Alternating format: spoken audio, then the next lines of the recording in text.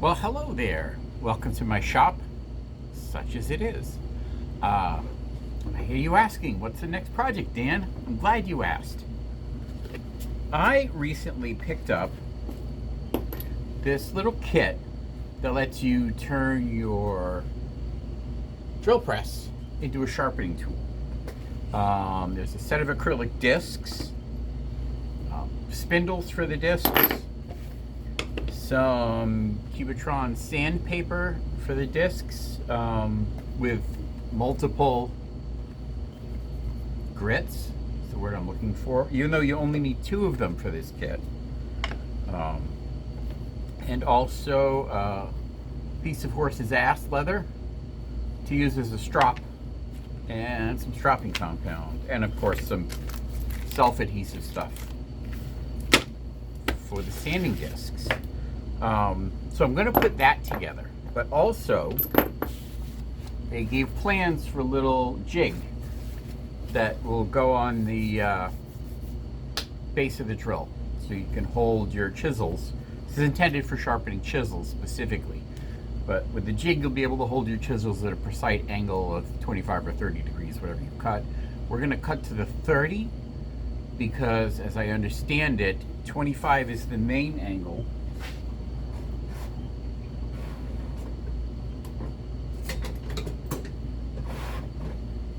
So this whole angle here is 25, but you want the very end angle to be 30.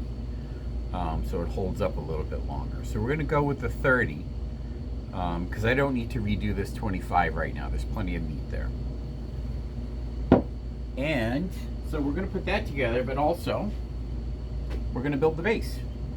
It really, as far as I can tell, it says to use hardwood. I used pine. Select pine.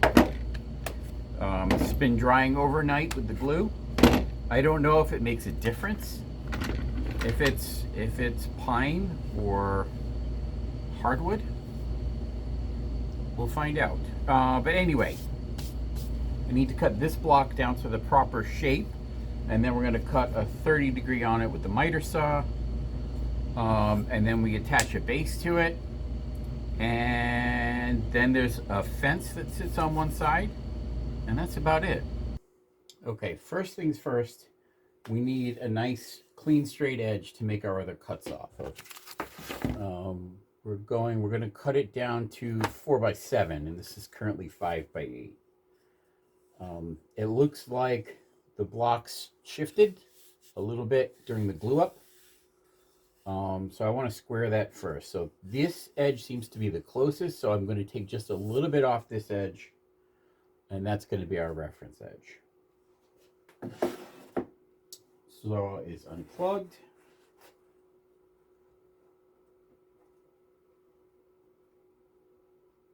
And I want to make sure this is square to the blade.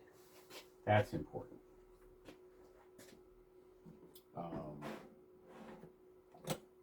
It's likely it's not going to be square in the sled right now because of the shift.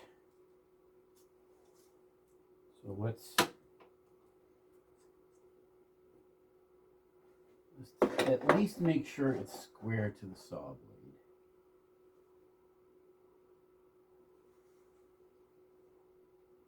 Okay, that looks good. So we'll make the cut right there. I'll try and hold it steady. I have to work on how to clamp things. All stuff to learn.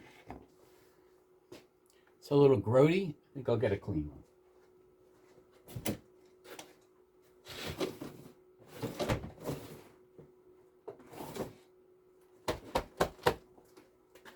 Let's go with the N95 this time.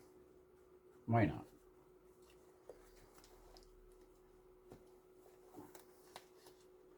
These are more cumbersome to put on because of the double straps.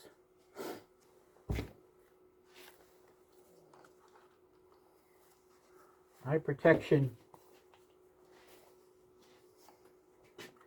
ear protection, power,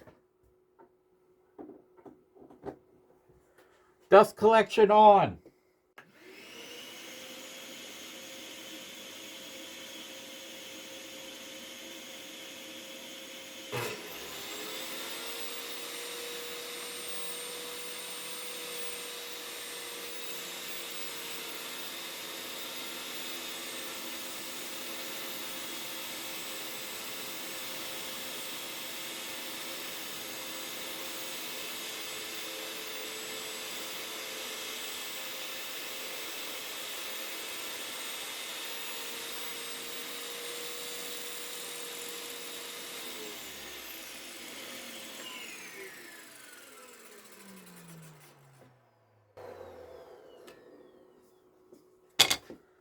Okay, we've got a nice clean reference line there. So let's make a square cut here. So we've got a 90 right there. And again, this is just going to be a trim.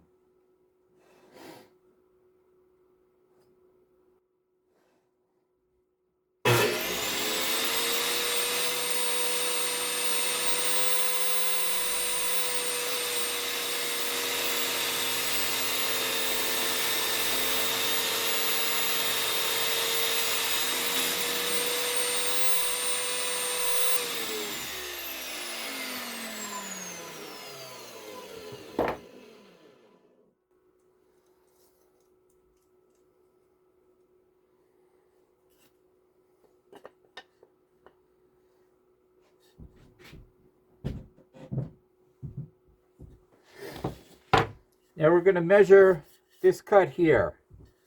So that's going to be 7 inches.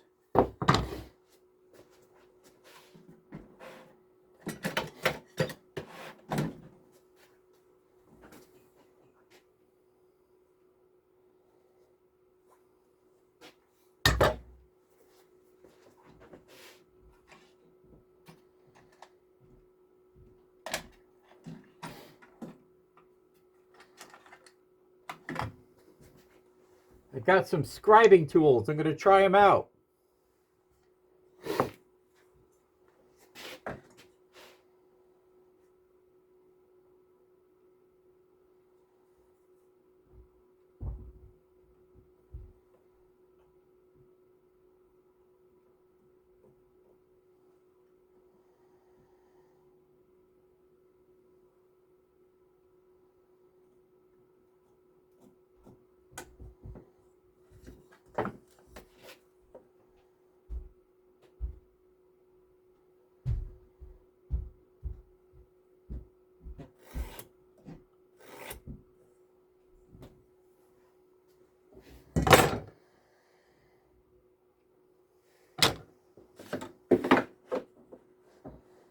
So we're going to line up the scribe on the inside of the kerf.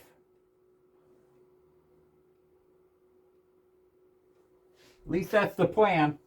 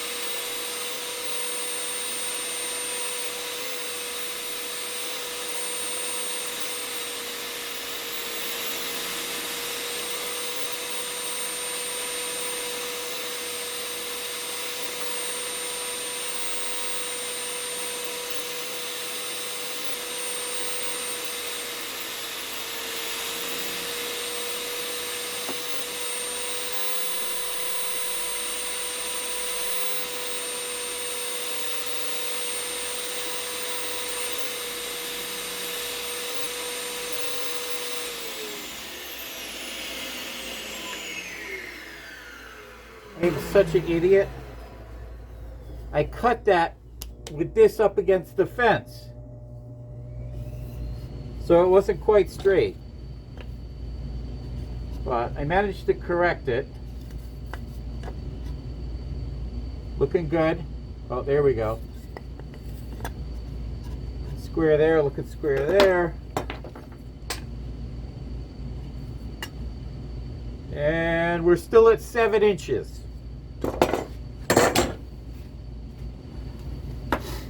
So now we have to measure up from this side 4 inches.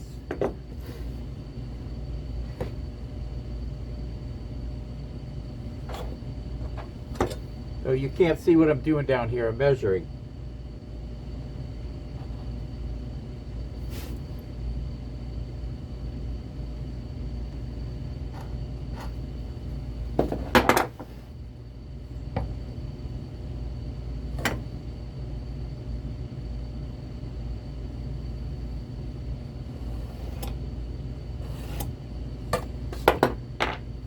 All right, there we are.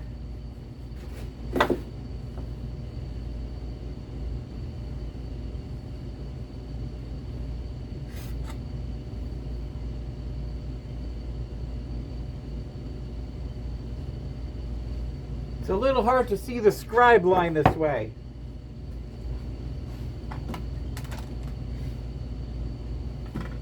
So we're going to pencil it.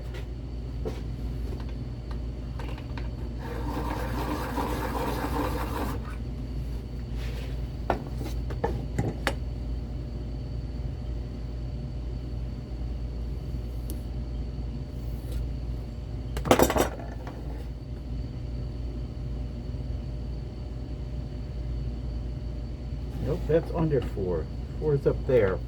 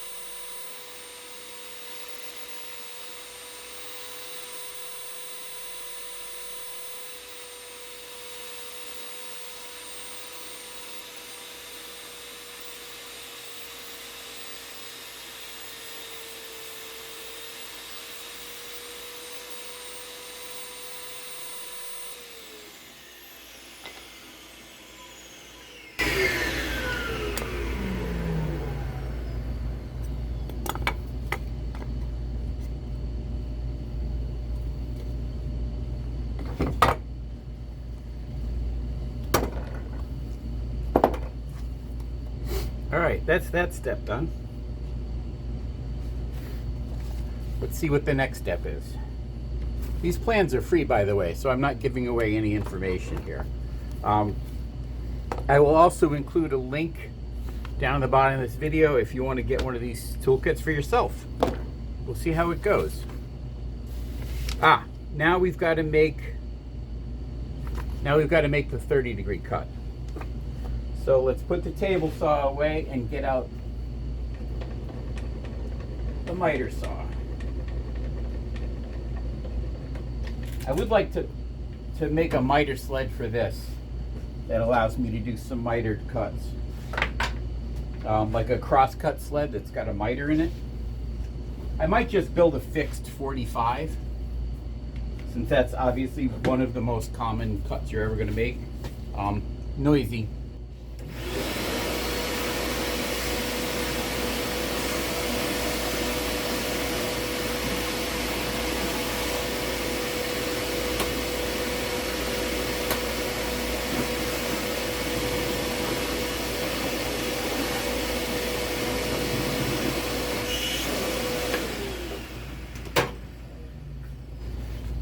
Miter sled. Not miter sled, miter saw. Oh! This is a good opportunity because I was using the miter saw to cut through one of the hardwoods, I think. And it really was fussing on the way through. I thought maybe it needed a fresh blade. So, blades.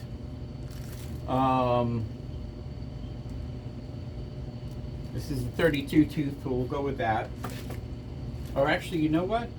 Let's go with the 60. This is a crosscut blade.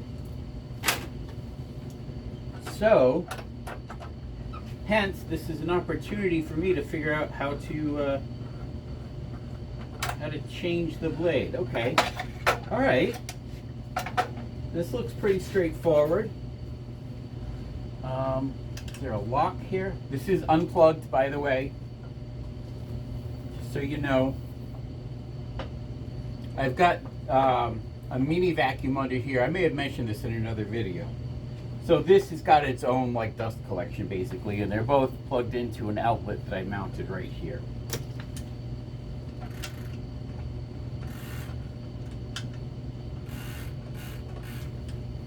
I may have to go on the interwebs to figure out how to change this blade. I don't have a flashlight down here. I should have a flashlight down here. So either there's going to be a locking nut in there, or there's going to be some kind of hold down on here, and there is a little thingamajig here. Ah, that's it. That's what it is. I just had to hit the spot. All right. So let's see if we can figure out what the appropriate wrench is here. Much too big. Also much too big. So probably 1/2 inch. I think I've got a 1/2 inch kicking around here somewhere. 9/16, but that's equivalent to 14, so that's not going to be it.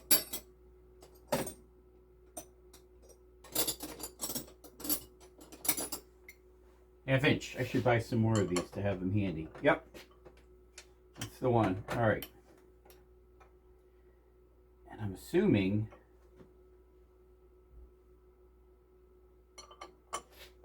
I shouldn't assume which way this turns. I'm assuming it's going to come towards me. Nope, goes the other way. Well, that's going to be challenging because the blade wants to drop down. That's the way it goes, though.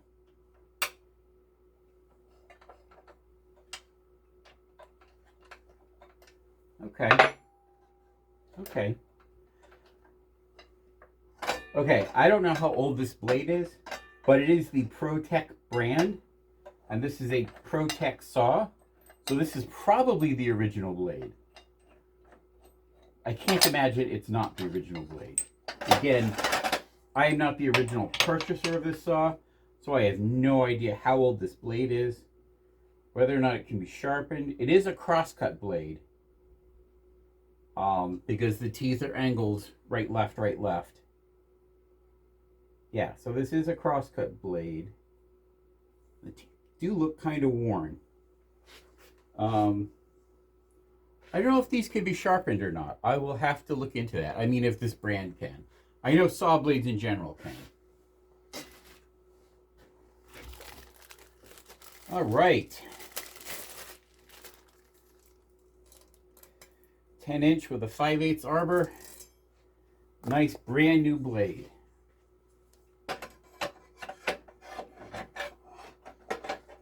Nothing quite like having a nice brand new blade, you know?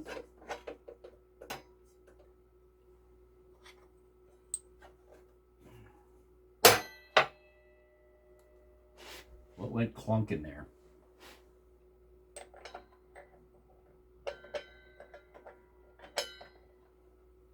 Like that. And now it's gonna come this way.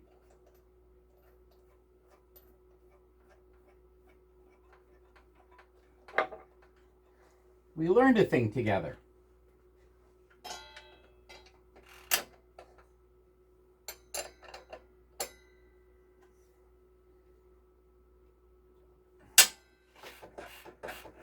Okay. Now this is going to come back around here. And how did this go?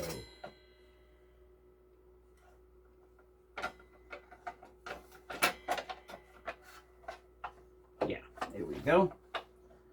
It goes up like that.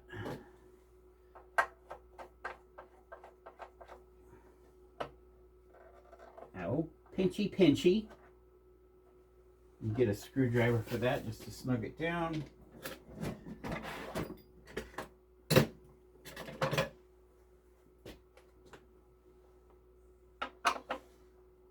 Sorry, I wasn't being weird. I was making sure my video was still recording.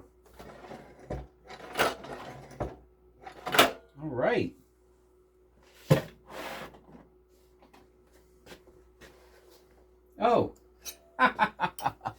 Here's the wrench. We've got a second latch back here, so this probably pivots in multiple directions. Yeah, it is a compound miter saw. And I'm sure there's probably a distance stop on it too somewhere that I just haven't found yet. All right, 30 degrees, right? So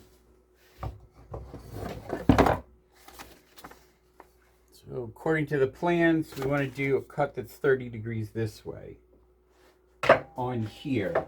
So we'll hold the block on that side and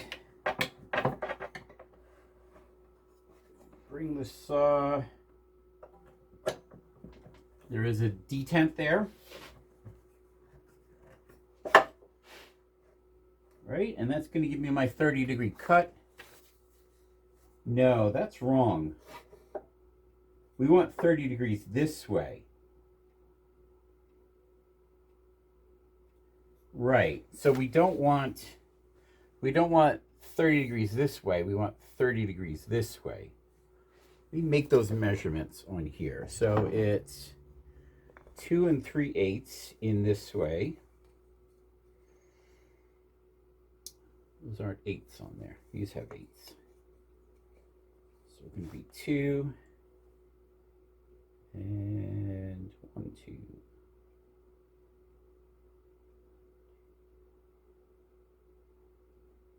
3/8 and down 1 5/8.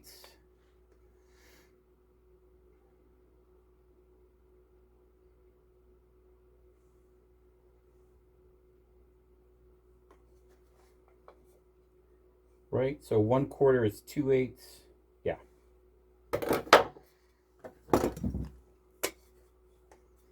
I'm going to strike this line on here just so I have a visible reference, so I know that I'm not screwing this up. I'm not going to depend on these marks for my 30-degree cut. I'm going to try depending on this for my 30-degree cut.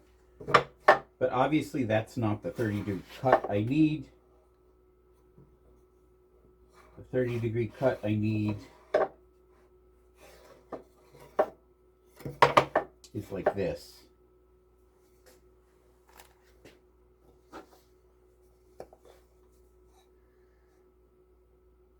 Measure once, cut 3 or 4 times.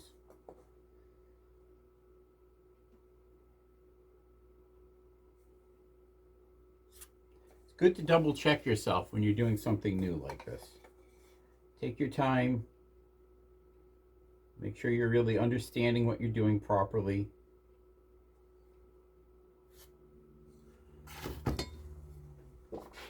I mean, I could swing to the 30 degrees over here, right?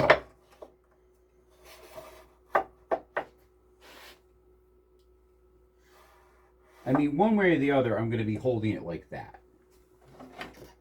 So I guess it really doesn't matter.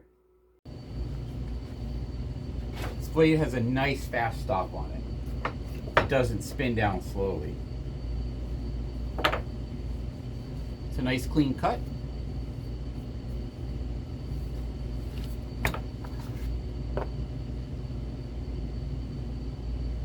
Looks square this way.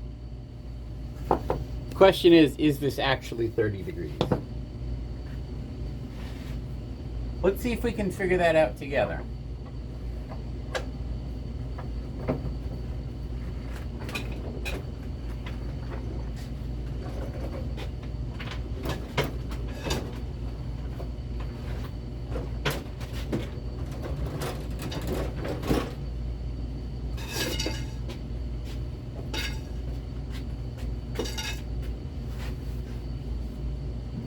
Do have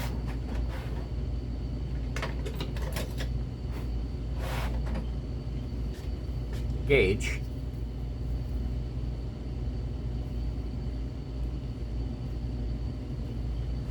Switch it on. Zeroed out.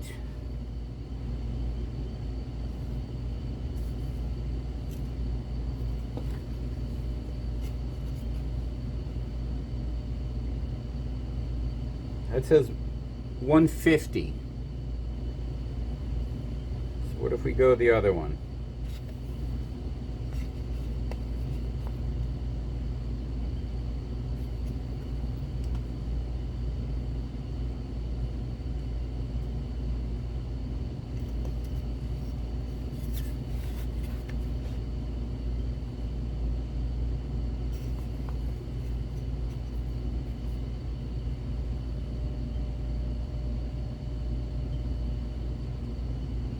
says 120.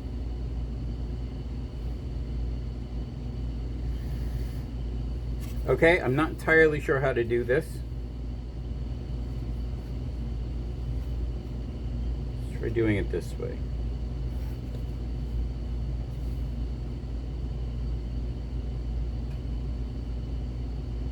Okay, we'll set this to 180. Zero it out. Ha! There we go. Pretty darn close. What do you got? 29.7, 29.5. I don't know if this gauge is off or if the miter saw is off a little bit, but that is absolutely close enough for this project. All right, let's shut this off now. I definitely need to practice with this some more. All right, we made our 30-degree cut. Using a 1/4 inch round over or chamfer bit in your router or by sanding, ease the edges shown here in the body. So it's telling you to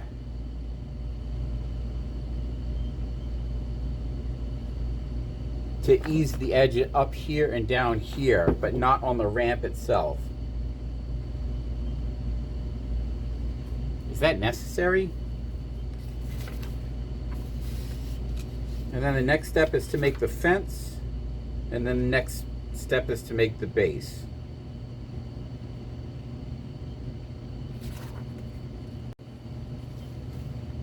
All right, it randomly keeps stopping again. Am I running out of memory card?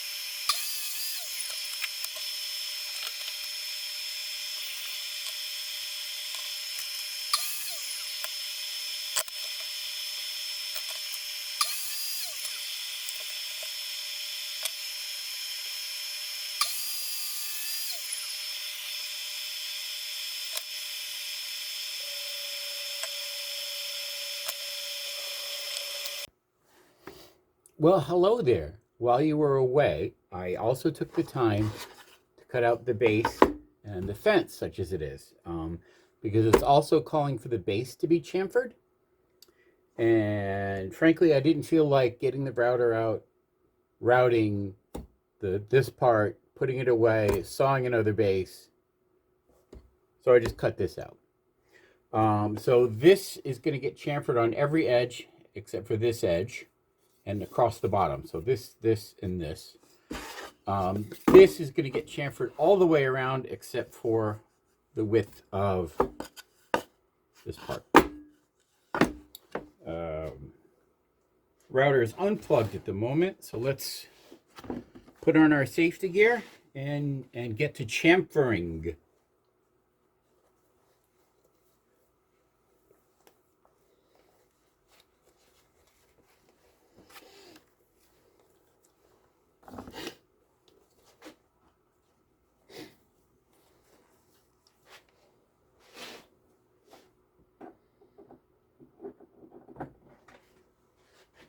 All right, let's get dangerous.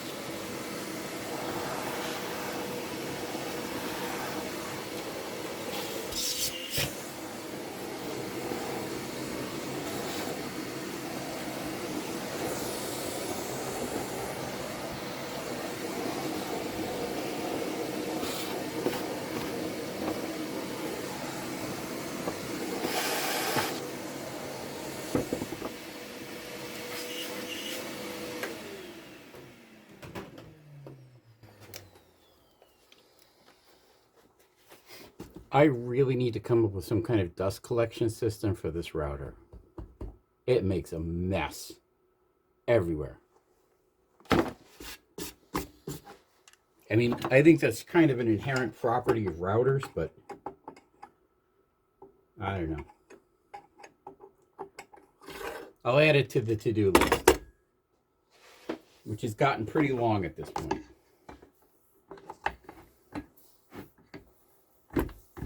Like this, I've even got a windy spot for the cord.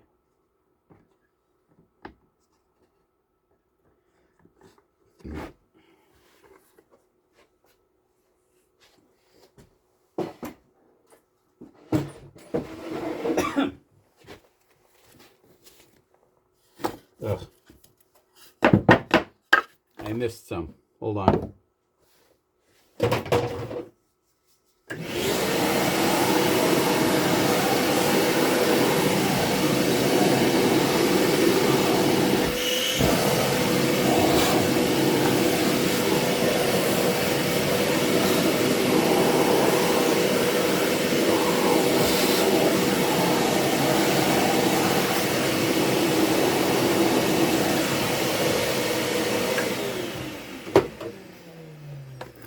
Kind of annoyed because I sucked up one of my gloves. All right. I don't know why they have you chamfer that. That seems a little excessive to me.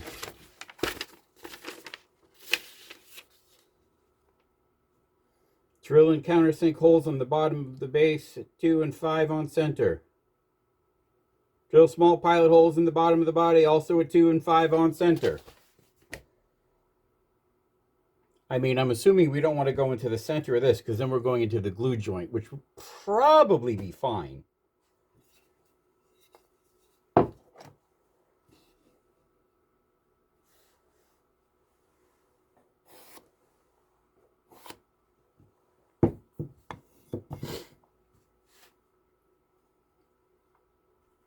But I'd much rather offset them. You can't see what I'm doing. I'd much rather offset them.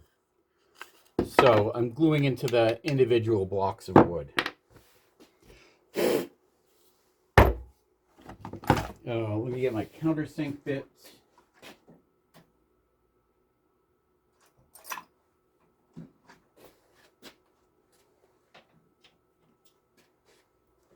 And some appropriately sized screws. Let's get the camera down where you can see what I'm doing. It's not much point to doing this if you can't see what I'm doing. Good enough. And a piece of scrap wood. Playing with the Forstner bits. See that hole's drilled in at an angle? I don't know if you can see that or not. And this one's cut in at the end. Very cool. I like Forstner bits.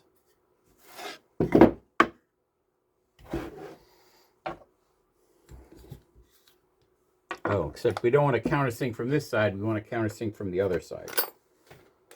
So let me make some pilot holes. So that I know where I'm drilling. And then I'll flip the base over and do the countersink. I mean, it really doesn't matter.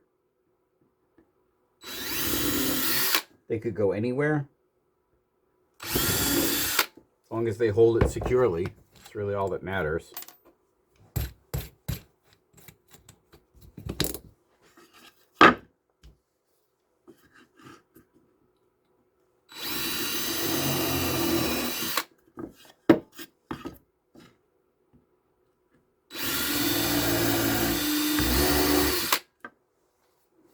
right.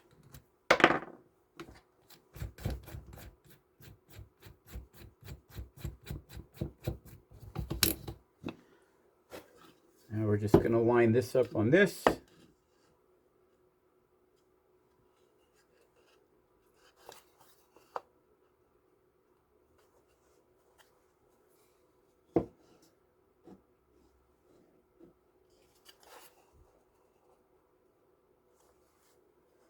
You know, I think this would have been easier without the chamfered edges, to be quite honest.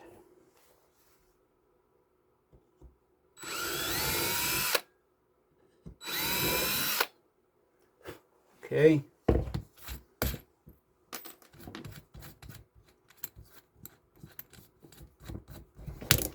I mean, this is basically it. I just have to attach the guard and we're done.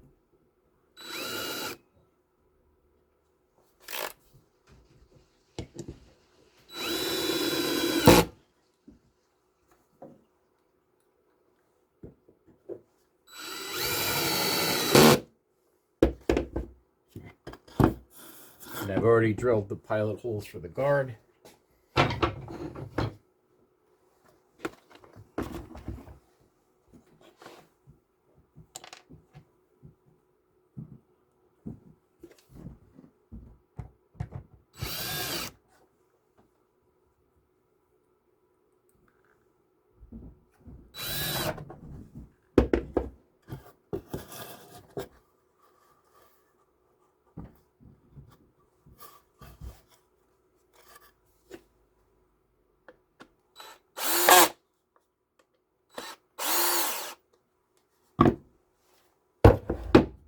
Done.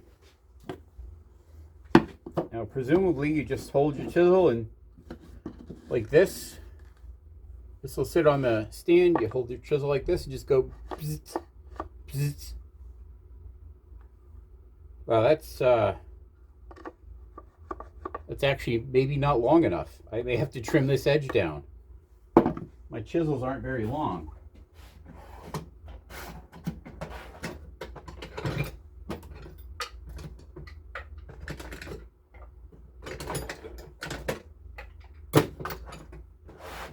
Get out all the cheap chisels I have. Yeah, because I think you need to be able to, because this is, I don't know if you can see that. The shank of this is riding up right here. So I need to cut this back a bit. And I think these are going to be exactly the same way. Yeah. Yeah, so this is too deep for me. This needs to be shorter, more shallow. Maybe it was on their design. What's the most efficient way to do this?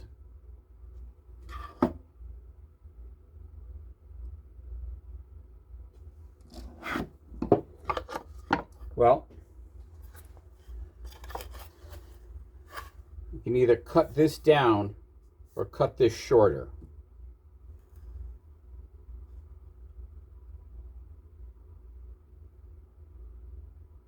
I don't think it really matters which way we do it. I'm going to cut this shorter because that'll bring the whole thing further this way.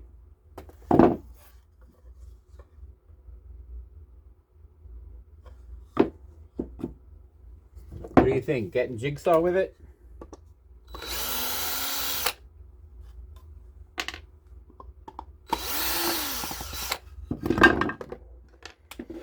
I imagine the people who designed this use real chisels, which are bigger than mine.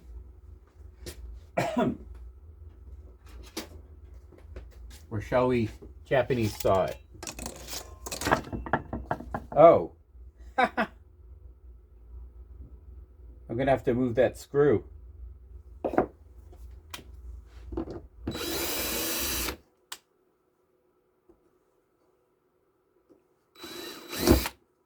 Oops. Come on. Trying to brute force you. There.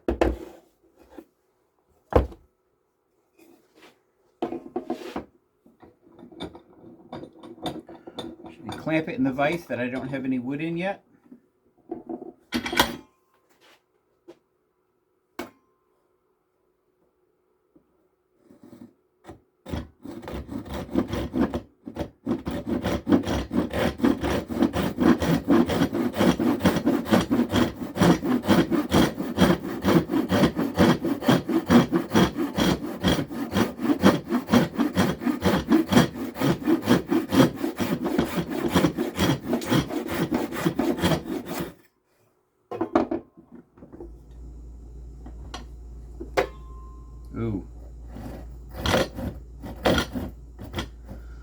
Not quite square to the body. That's not good.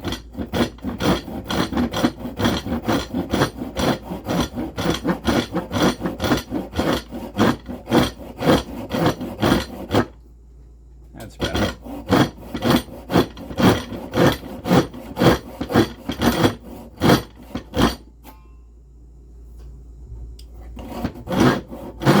Dummy, I had the rip teeth pointing that way. I need the crosscut teeth for this. Ah, that's much better. I really like these Japanese saws, like a lot.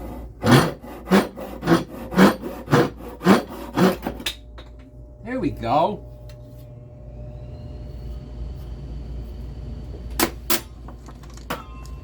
So you can do that. Can't do that with a Western saw. Well, you can really. Just not quite the same way.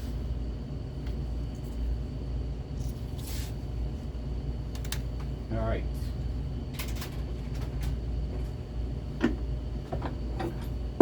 Now we should have a good distance. Yeah, this is going to go like this and just touch. Oh, much better. Much better. All right, let's reattach this.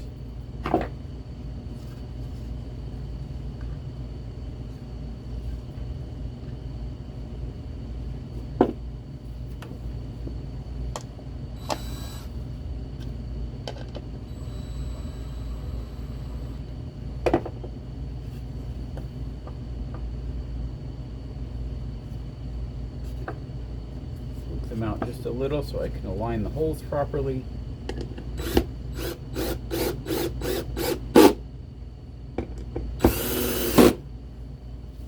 All right, done. Bzz, bzz, bzz, bzz. All right, step 2, or whatever step we're on now. We need to assemble the actual tool. Let's put some stuff away that I don't think I'm going to need.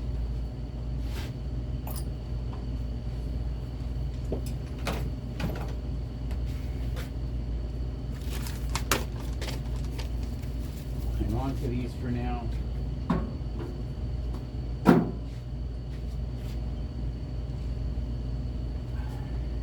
Bad fuel. This is decaf, by the way. It's kind of late at night. 20 minutes to 9. I mean, that's not super late at night, but you know, when you're my age. Okay. I'm sure this is all the pieces. This is the horsehide.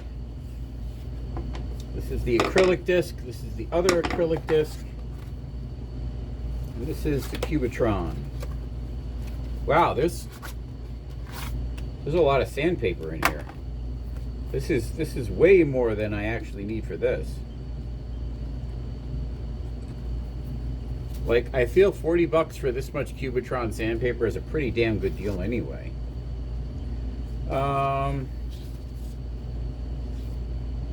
I don't remember what size he recommends. Hold on a moment. Let me reference the YouTube video really quick. Okay, I checked the video. You go with 80 and then 220. Oh, okay. Oh no, they have 120 in here and 150. So 80 and 20. And then the strop. Which probably doesn't matter which way we put that on. This is self-adhesive paper.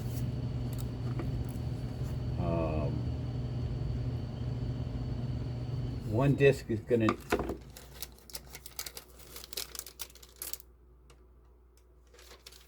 this is only one sheet. Is this gonna be enough? I I don't know. I'm really curious here. Or do these have... As you can see, I have not fully explored this yet. Let me see. This might have self-adhesive, but I don't think so.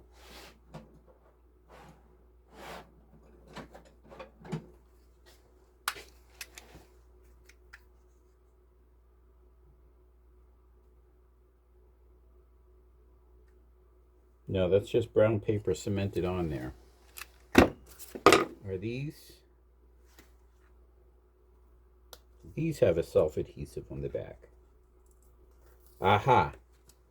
All right. So these have self-adhesive on the back, and this adhesive sheet is for the strop. Dan,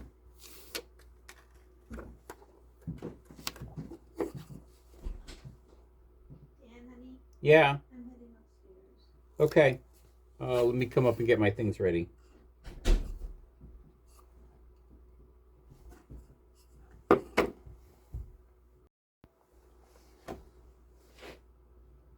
Okay, brief interruption there.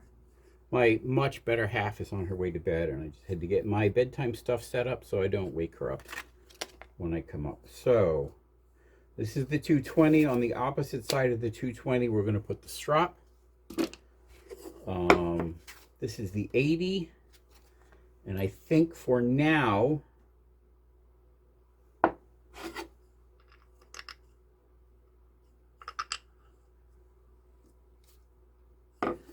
oh, I guess the strap goes on that side. Right. I put this on the wrong side. Dang it. Dag nabbit. No, that's the correct side. Sorry, I haven't done this yet, so I'm kind of figuring it out as I go. Right, because this is the side, this is countersunk. That's the side we want the screw, so this is the side that's going up into the machine, so this needs to be on the bottom. Same with that. And then the strop on top of the 220.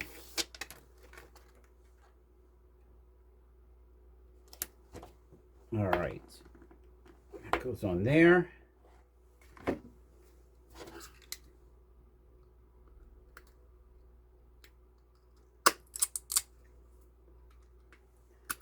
a little hole there.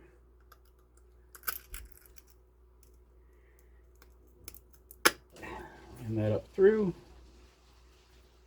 Clean the little bits off. All right, let's get a screwdriver. Oh, that's an Allen. Or a hex drive, whatever you want to call it. Too big. Too small. This is always a bit of a challenge. Finding the correct size Allen wrench.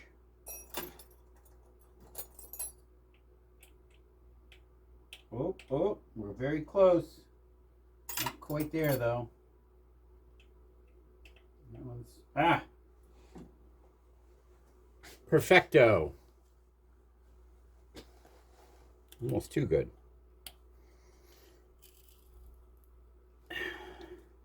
Hand tight should be plenty for that.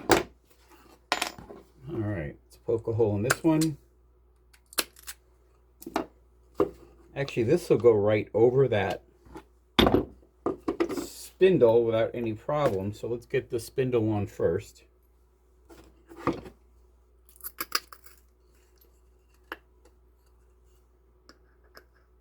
Suppose it would have been better to punch an appropriate sized hole in that, but whatevs.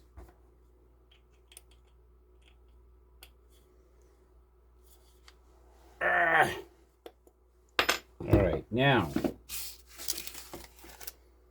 this is double-sided adhesive, and I really don't think it matters which side of the strop we use, but this looks like the proper side to me. It's a little finer, a little smoother. This is a little rougher. This is the finished side, so I'm pretty sure that's the side we want to use here. Blorp. All right. A piece of scrap wood. I think this will have to do again. I don't want to cut up my nice new bench too fast.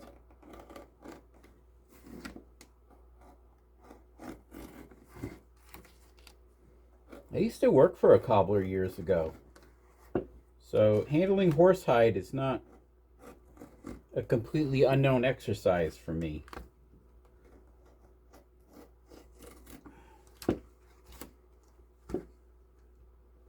It was an interesting job. Although he never did teach me how to resole shoes, which you think is kind of odd, but I did a lot of random leather repairs and like additions that people wanted to their things.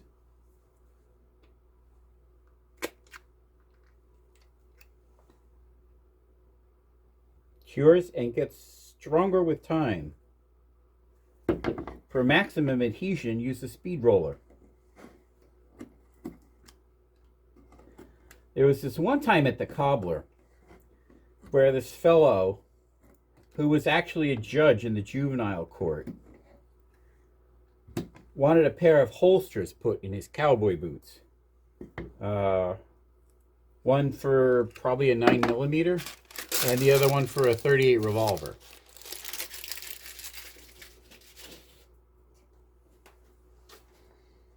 That was interesting. All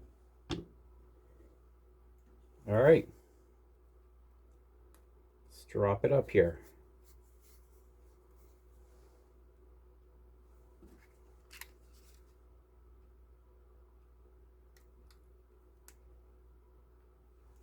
Okay. That's our backing coming off.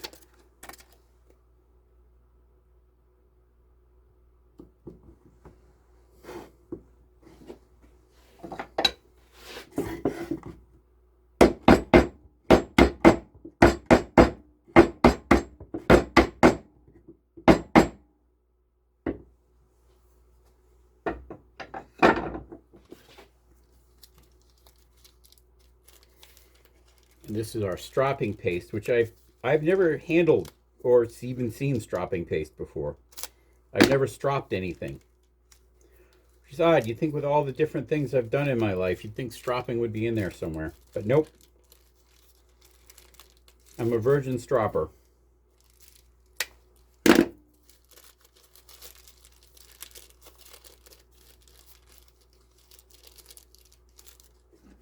Wow, this is well wrapped. Probably to keep it from drying out. There we go. I'll probably fire that up first and just get some on that way. All right, let's go over to the drill press.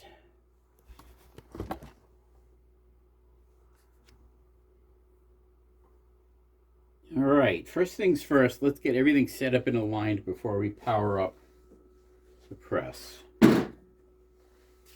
Get our stropping paste. Let's get this in here. The drill press is unplugged right now. Not that I feel that's as necessary. I feel pretty comfortable working around drills. I mean, I worked around a lot of drills in my life. But this thing's got a lot of beast, so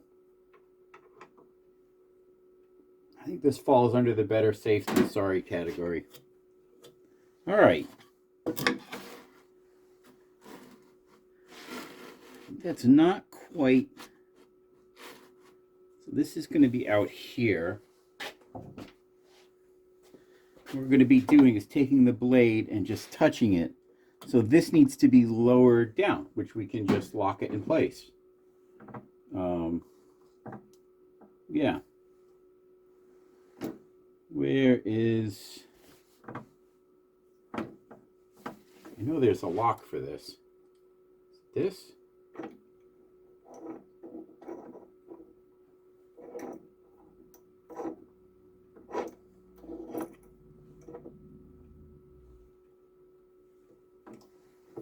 Here we go.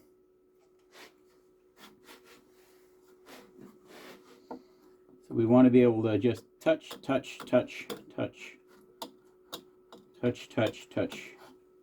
That feels pretty good. I'm going to get some clamps.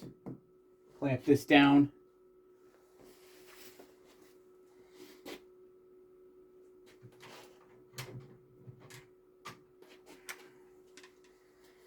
I don't have any small C clamps, which would be my preferred clamping method here.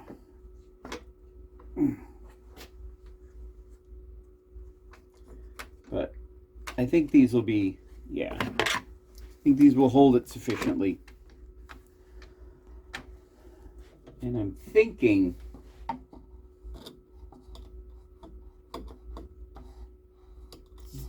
that's why you have this little fence here to keep it from kicking over, to help keep things straight. Thinking I want to take the speed down a little bit. This one you do by changing the belt in here. So let's do that. Let's go with like a medium speed. This is an old drill press, but you know what? I got it for nothing. And all I had to do was buy a new chuck for it. So that seems like a pretty sweet deal to me. Here's my mini pry bar.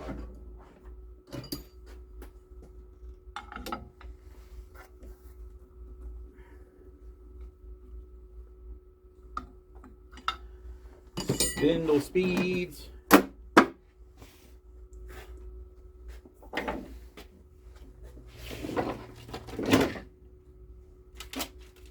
All right, we're gonna do every chisel I have.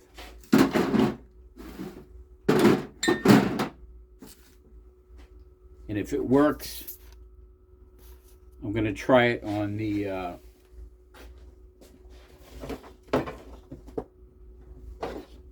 if it works, I'm gonna try it on the blade for the plane too. If I can figure that out. That might not be the right angle. And unlike the guy in the video, I'm gonna wear gloves to do this. Just because there's going to be sparks and sharp bits of metal, it feels safer to me. I suppose there's some danger of catching my hand in the spin, but I don't think that's really a danger.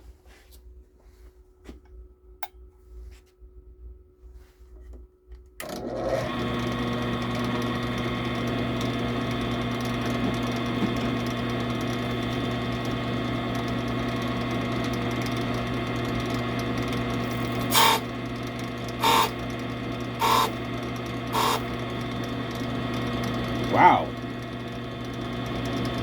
I don't know if you can see that.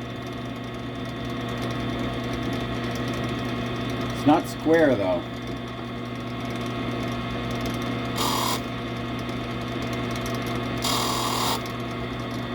That's better.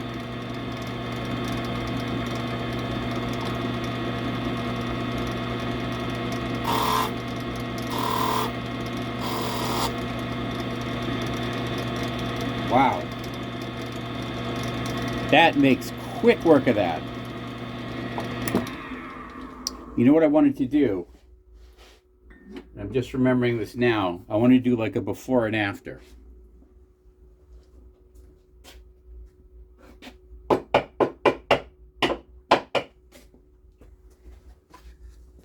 So here's a piece of the cherry that I cut up the other day.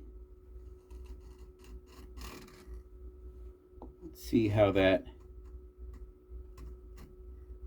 it's definitely taken a good bit of effort there.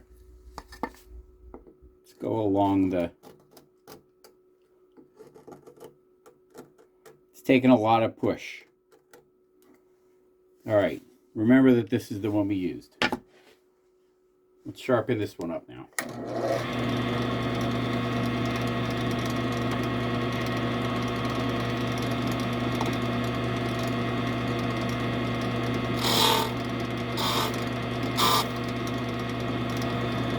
Wow, you can really see, I don't know where my camera is, but you can really see whether or not you're going straight because you've got that shiny spot.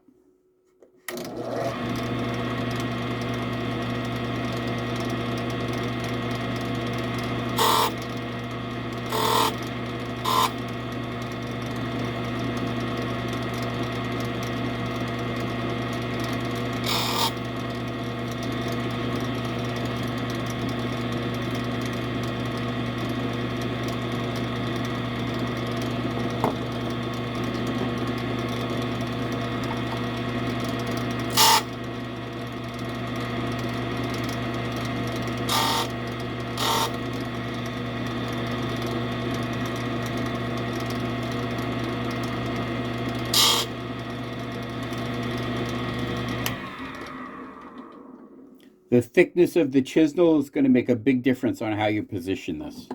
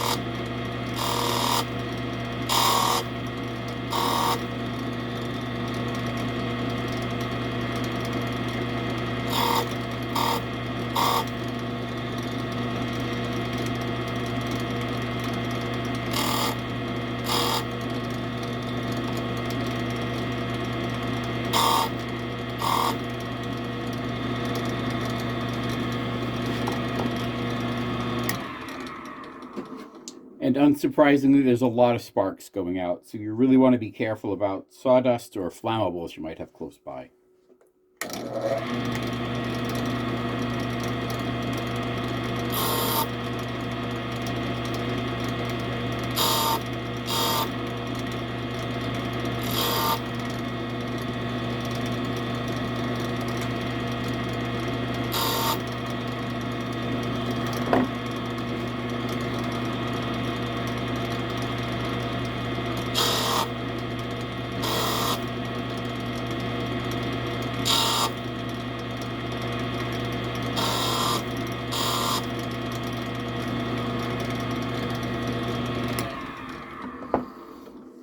A definite level up would be able to have some kind of adjustment for different width blades. I'm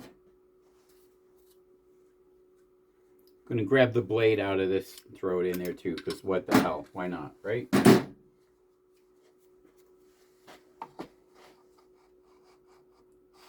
going to be tricky to get the whole thing.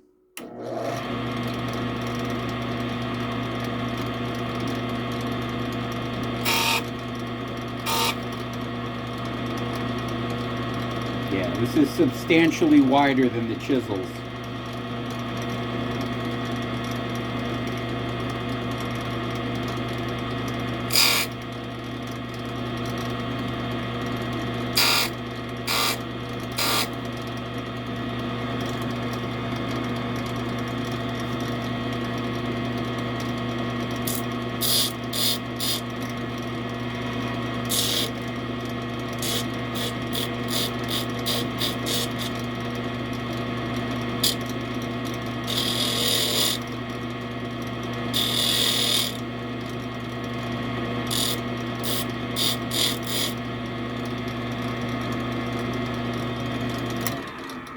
It's really only getting the outer edges and not the center so much.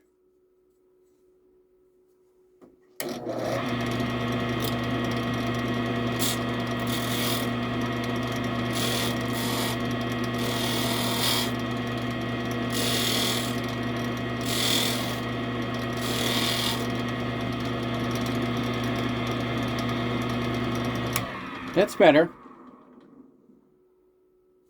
little bit of carefully handling. I mean, hey, I'm not going to make this thing any worse. And like I said, it was only 17 bucks. All right.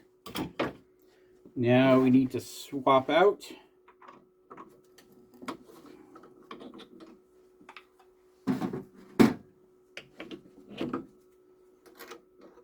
for the 220 and the strop.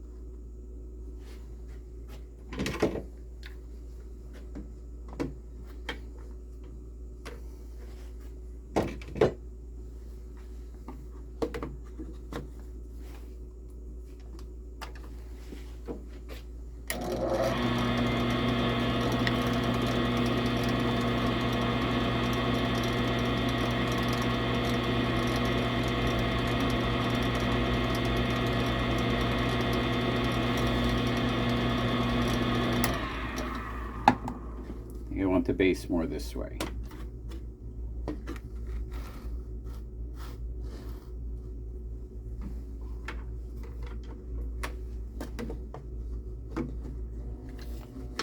I don't know, for some reason it just occurred to me that I can adjust it in and out too.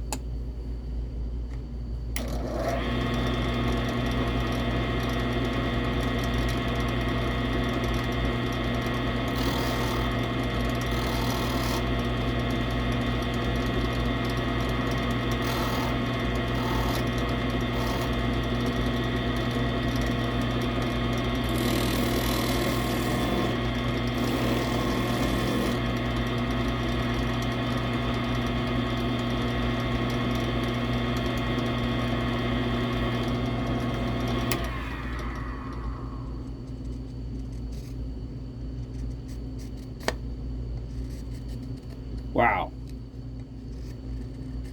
that feels nice and sharp. Like I'm pulling up these little curly cues here with very little effort until I start to get much deeper. Wow. Soldier on, shall we?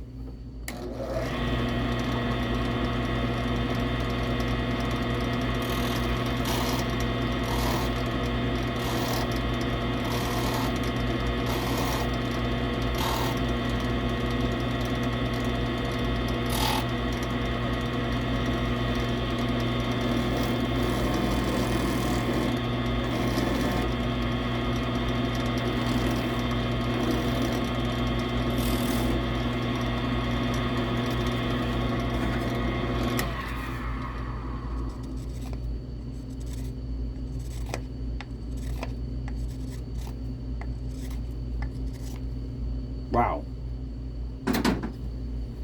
Okay. So I'm just going to call right now that, especially for a newbie like me, this is a great. For like 45 bucks, this is fantastic.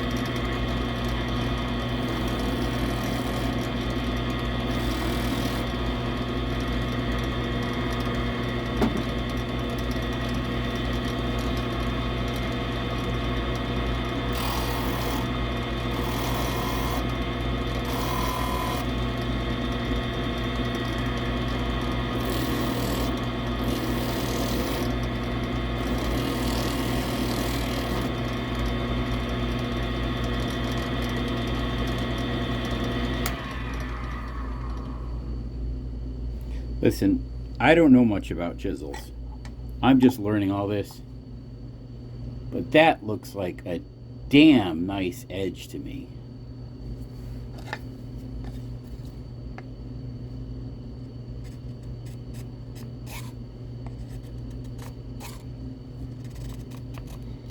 I know you can't feel what I'm doing, but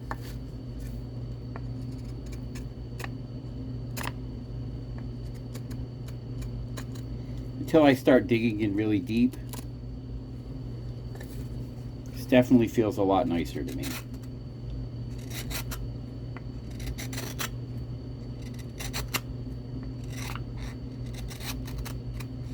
Look at that nice thin shaving I got there. Is this going to focus for me?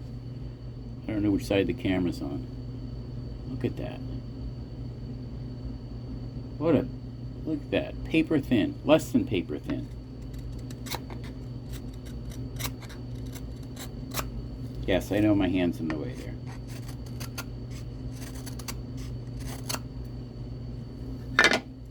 I like it. I like it for now. All right, let's see if we can make a silk purse out of this.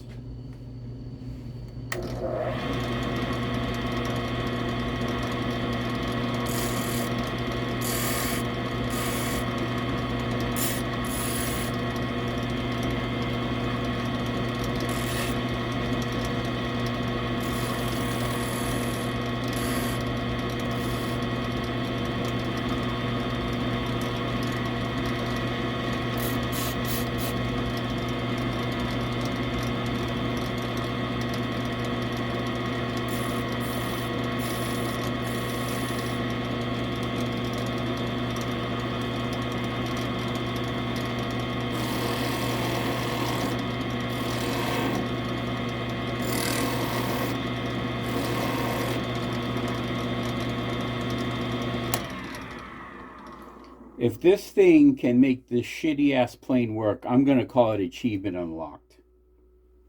Go over to the table.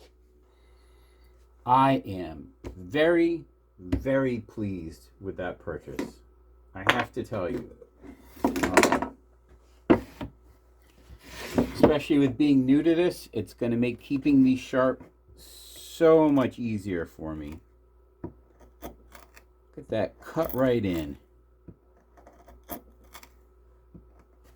Get my hand behind it. Got to be mindful of stuff like that. It takes a while to get used to doing that. These are cutting in with no problem at all. Yeah, I also need to get a chisel hammer.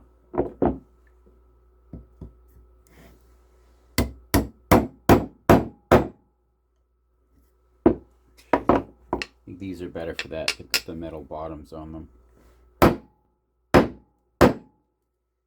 Yeah. Lovely. Lovely, lovely, lovely. That is going to make my life so much easier. Now,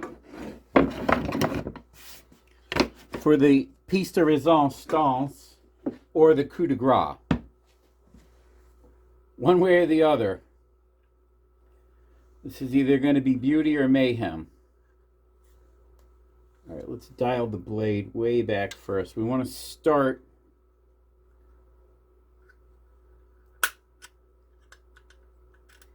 the blade far enough back that it's actually not going to cut much. We do want it to be square.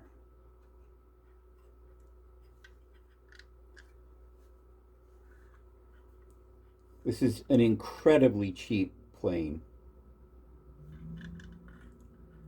But what the hell?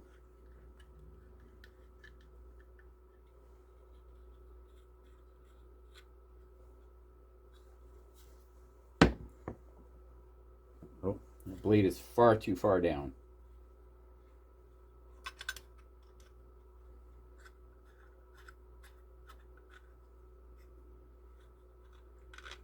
I'm going to start with this blade basically all the way up.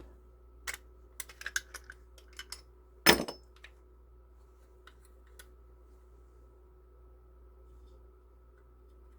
it's essentially not going to cut anything.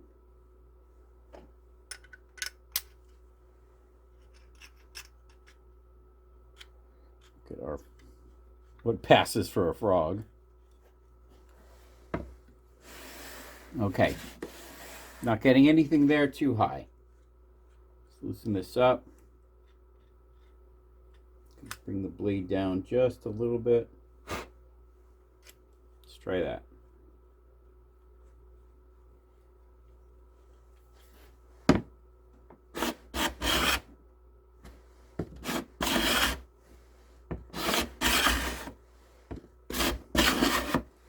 Well,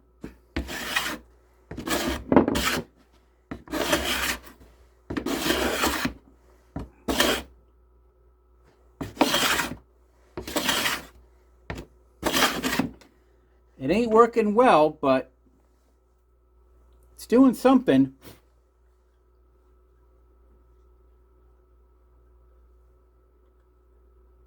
Let's go down just a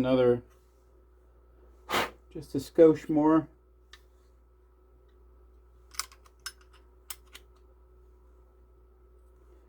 I think I would probably be better off trying to manually plane it with one of the chisels.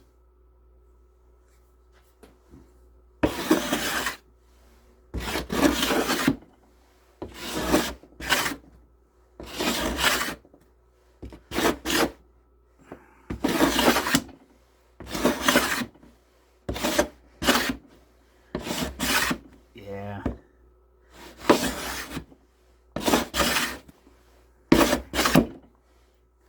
Well, it ain't great. It ain't even good, honestly.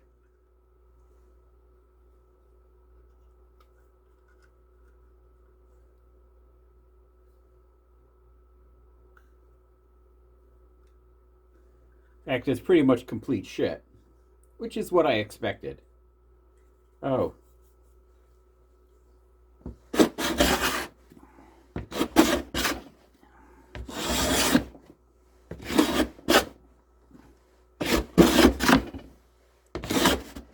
Yeah.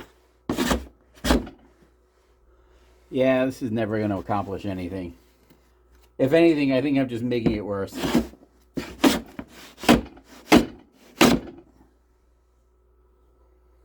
Well, it was an experiment. That part went awry. This part did not go awry.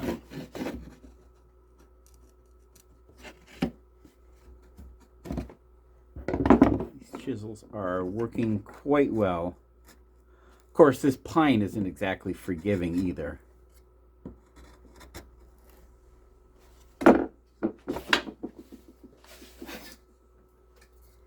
What would happen if I tried to plane this?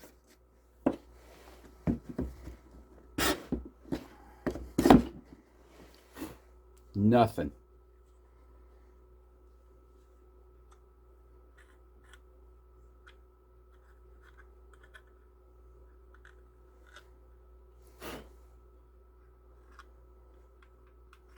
Honestly, I think the best thing to do with this is to dull the blade down and give it to a kid as a toy.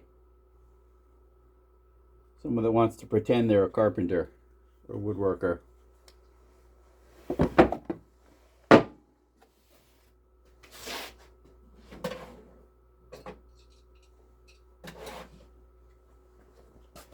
I'm going to have to make a decision soon about planing and what I want to get for a plane. I have two options basically that are actually going to be roughly the same cost. I could either buy a really nice quality hand plane, which is going to start around 50 bucks. Anywhere from 50 to 100.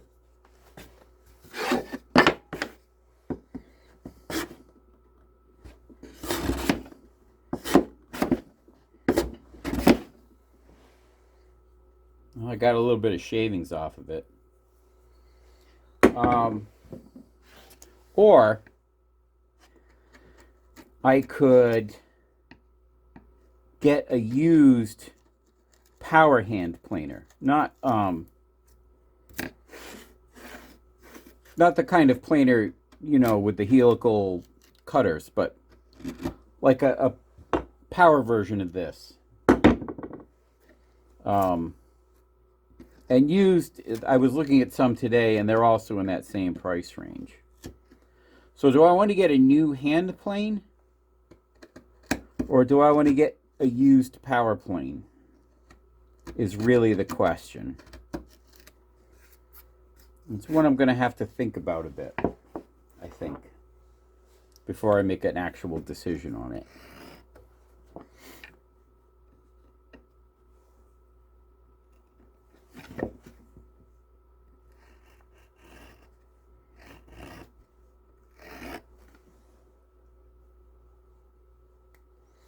Yes, I'm just screwing around at this point. Curious to see what this will do.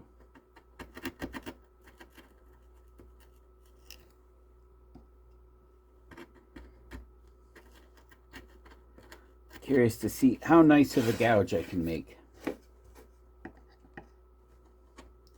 Anyway, I'm going to vacuum up and we'll see you in the next project, which I don't think is going to be shop infrastructure this time. I think I'm going to start working on boxes. I plan on making some small boxes. I've written down the dimensions that I want. So I'm thinking maybe we'll look into that. See you in the next video.